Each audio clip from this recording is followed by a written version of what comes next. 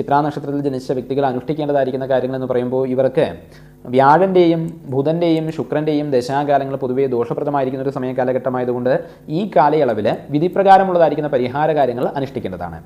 ജാതകവശാൽ ഒരുപക്ഷെ ഈ ദശാകാലങ്ങൾ അനുകൂലമായേക്കാനും ഇടയുണ്ട്. അതിന് ജാതക പരിശോധന ആവശ്യം തന്നെയാണ്.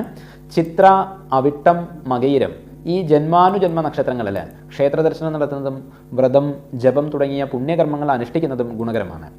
നക്ഷത്രത്തിൻ്റെ അധിപനായിരിക്കുന്ന ചൊവ്വയെ പ്രീതിപ്പെടുത്തുന്ന കർമ്മങ്ങൾ അനുഷ്ഠിക്കുന്നതും ശ്രേയസ്കരം തന്നെയാണ്. ചൊവ്വ ഓജരാശിയിലാണ് ജാതകത്തിൽ നിൽക്കുന്നത് എങ്കിൽ സുബ്രഹ്മണ്യനെയും, യുഗ്മരാശിയിലാണ് നിൽക്കുന്നത് എങ്കിൽ കാളിയെയും, അതായത് ഭദ്രകാളിയെയും പ്രാർത്ഥിക്കാം. ചിത്രാ നക്ഷത്രവും ചൊവ്വാഴ്ചയും ചേർന്ന് വരുന്ന ദിവസങ്ങളിൽ സവിശേഷ പ്രാധാന്യത്തോടുകൂടി വ്രതജപാദികൾ അനുഷ്ഠിക്കാവുന്നതാണ്. ചിത്രാ നക്ഷത്രം കന്നിക്കൂറിൽ ജനിച്ച വ്യക്തികൾ ബുധനെ പ്രീതിപ്പെടുത്തുന്ന കർമ്മങ്ങളായിരിക്കുന്ന ശ്രീകൃഷ്ണ ഭജനം, വിഷ്ണു സഹസ്രനാമ പാരായണം, വിഷ്ണു ക്ഷേത്ര ദർശനം നടത്തുന്നത് ഇതെല്ലാം തന്നെ അനുഷ്ഠിക്കാം. തുലാക്കൂറിലാണ് ജനിച്ചത് എങ്കിലും ശുക്രനെ പ്രീതിപ്പെടുത്തുന്ന കർമ്മങ്ങളായിരിക്കുന്ന മഹാലക്ഷ്മി ഭജനം, ലളിതാ സഹസ്രനാമ ജപം തുടങ്ങിയ കാര്യങ്ങളും അനുഷ്ഠിക്കാവുന്നതാണ്.